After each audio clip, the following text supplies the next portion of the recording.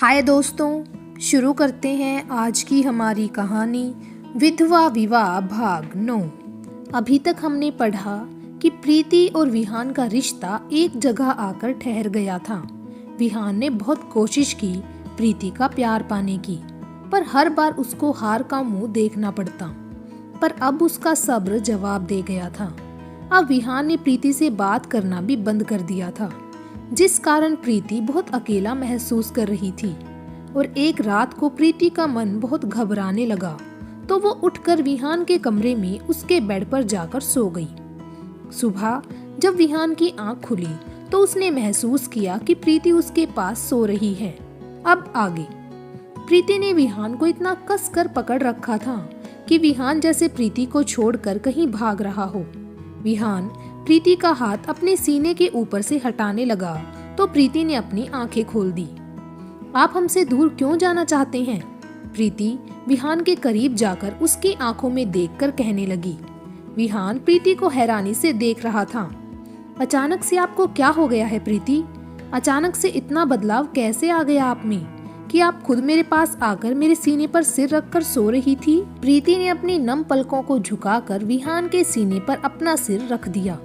अचानक से कुछ नहीं हुआ है विहान जी, ये सब तो बहुत पहले हो जाना चाहिए था, पर हम ही बेअकल थे। हमें एहसास हो गया है कि हम आपके बिना अधूरे हैं। आप इतने दिन हमसे नाराज रहे, हमसे बात नहीं की, तो हमारा दिल घबराने लगा कि कहीं आप भी हमें अकेला छोड़कर ना चले जाएं।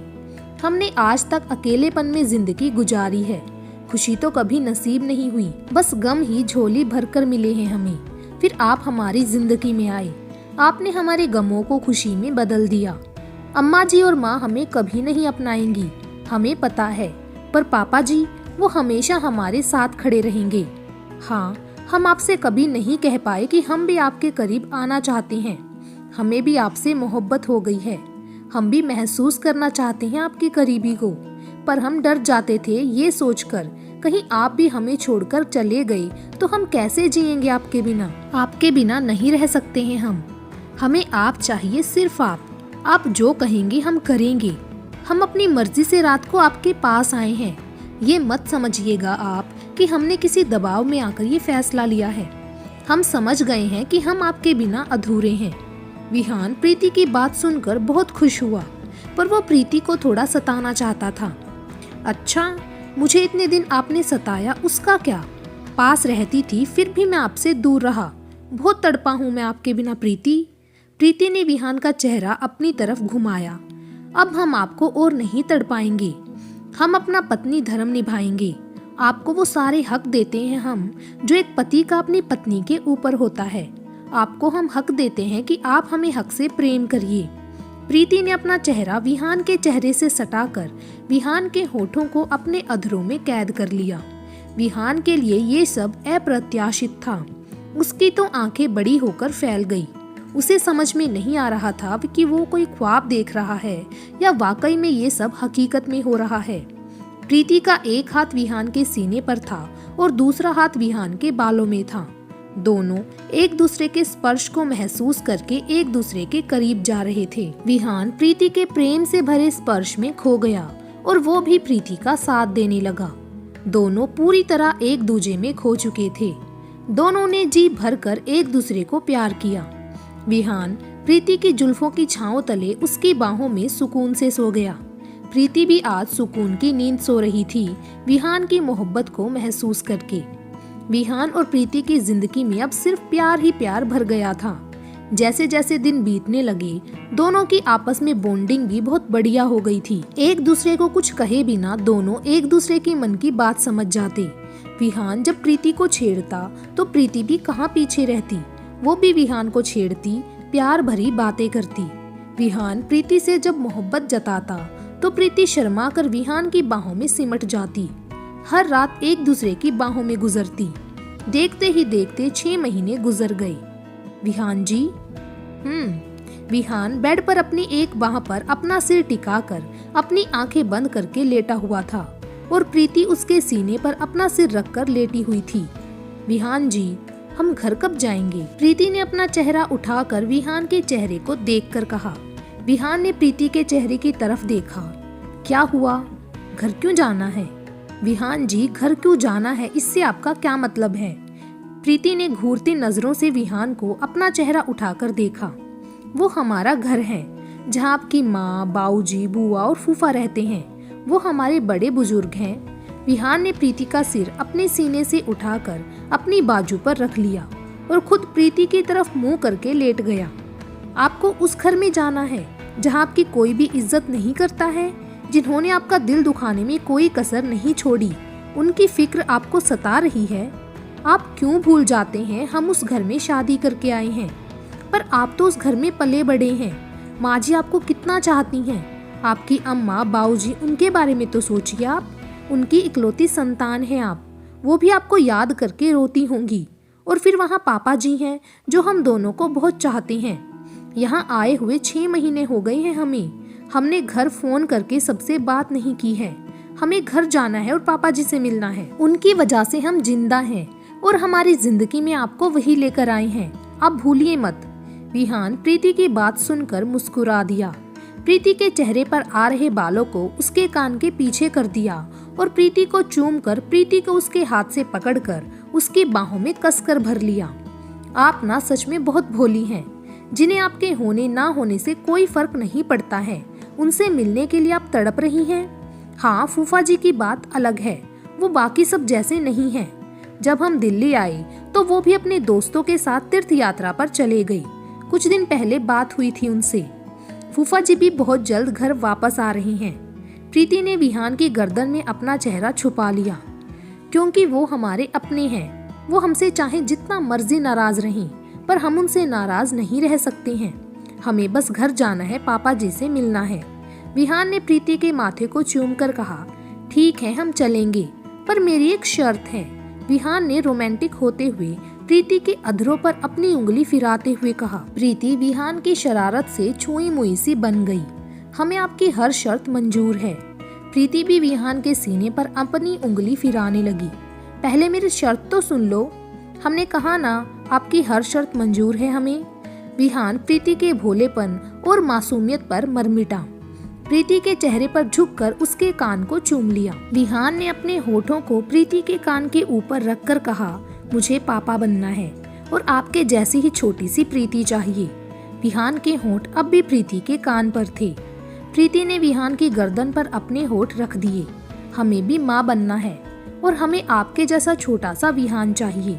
विहान प्रीति की बात सुनकर मुस्कुरा दिया और विहान ने प्रीति को पूरी तरह से अपनी बाहों में कैद कर लिया और उससे मोहब्बत करने लगा। दोनों एक दूसरे को टूटकर मोहब्बत करने लगे। देखते देखते दिन बीतने लगे। विहान को अचानक से ऑफिस में कुछ काम आ गया, जिसकी वजह से उसका घर जाना पोस्टपोन हो गया।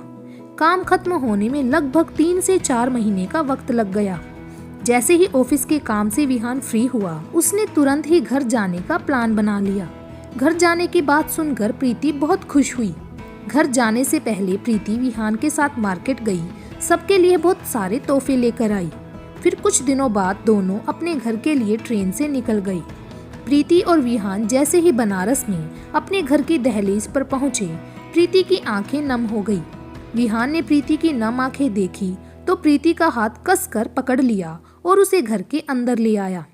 घर के आंगन में ललिता और विहान की अम्मा और बाऊजी बैठे हुए थे। रमाकांत जी भी वहीं बैठे हुए थे। इन सबके साथ एक बुजुर्ग महिला भी बैठी हुई थी।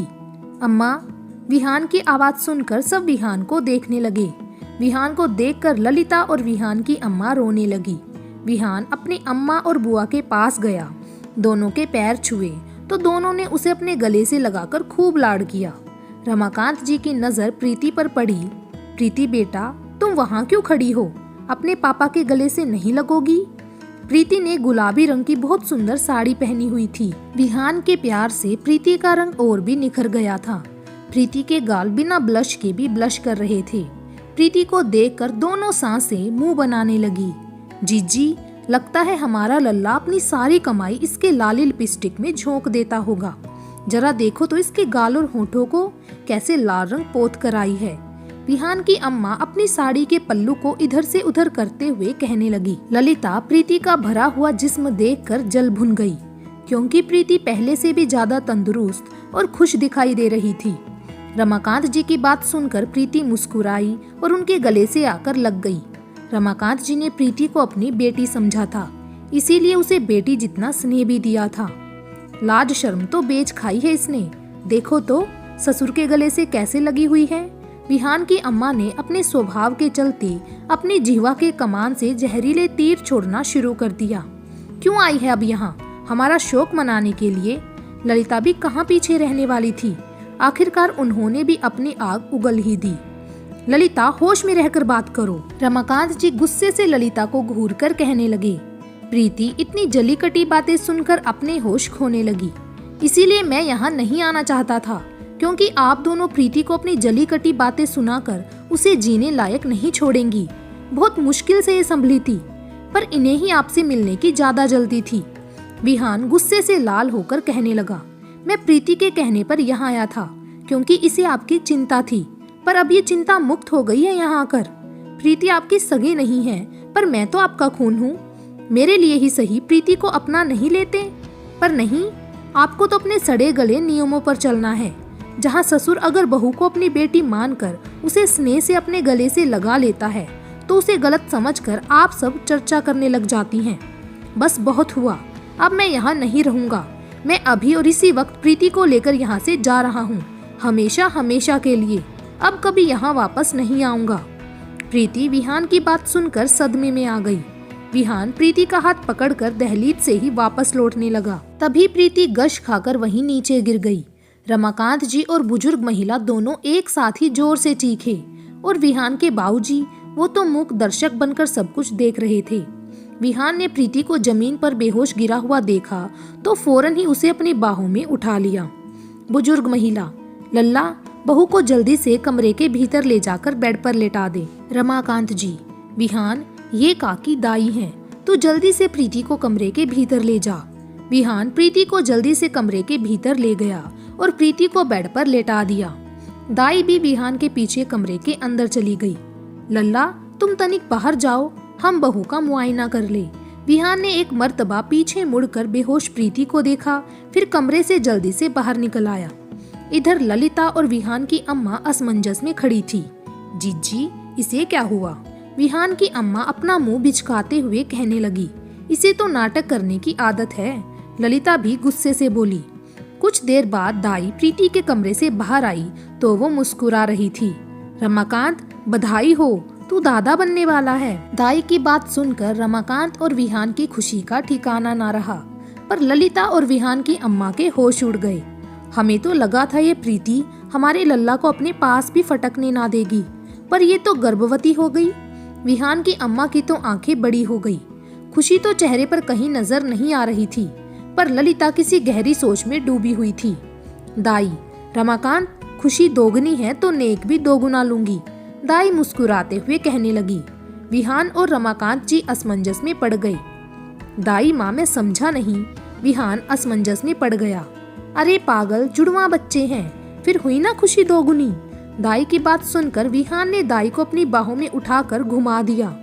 अरे बावले, नीचे उतार हमें, वरना हम भी चक्कर खाकर गिर जाएंगे।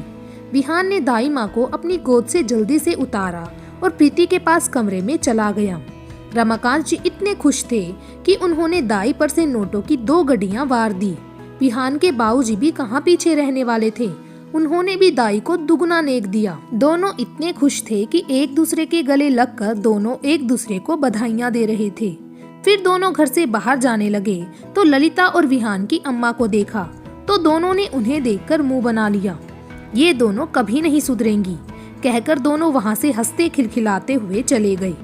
तभी वहां दोनों के पास दाई आई।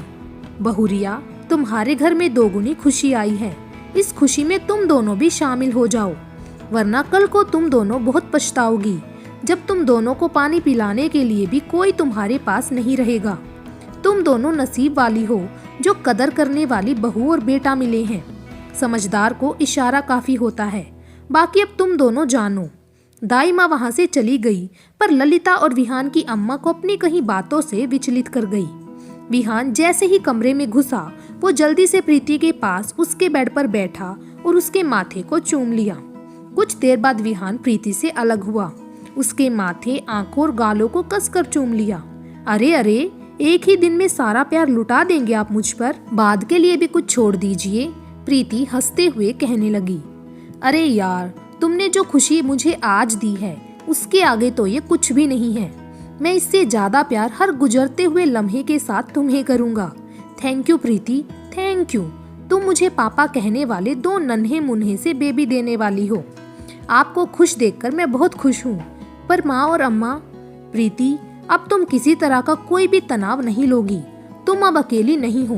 तुम्हारे अंदर अब दो जानें और सांस ले रही हैं। मैं कोई भी रिस्क नहीं लेना चाहता हूँ, इसीलिए हम आज ही यहाँ से चले जाएंगे। यहाँ सिर्फ और सिर्फ तनाव है और कुछ नहीं। विहान ने प्रीति के गाल पर अपना हाथ रखकर कहा। प्रीति ने विहान को उसकी शर्ट की कॉलर से पकड़कर अपने चेहरे पर झुका लिया तो विहान प्रीति की आंखों में देखने लगा। व्हाट? प्रीति ने विहान के ललाट को चूम लिया और उसके हाथ अपने पेट पर रख दिए। आज से हम सिर्फ अपने बच्चों के बारे में सोचेंगे। हम आज ही यहाँ से चले जाएंगे, कहकर विहान को अपने गले से लगाकर प्रीति ने अपने साथ बेड पर लेटा दिया। तो क्या लगता है दोस्तों, क्या दोनों प्रीति और विहान घर छोड़कर चले जाएंगे हमेशा हमेशा के लिए? वो हम जानेंगे कल के भाग में। तब तक के लिए थैंक यू।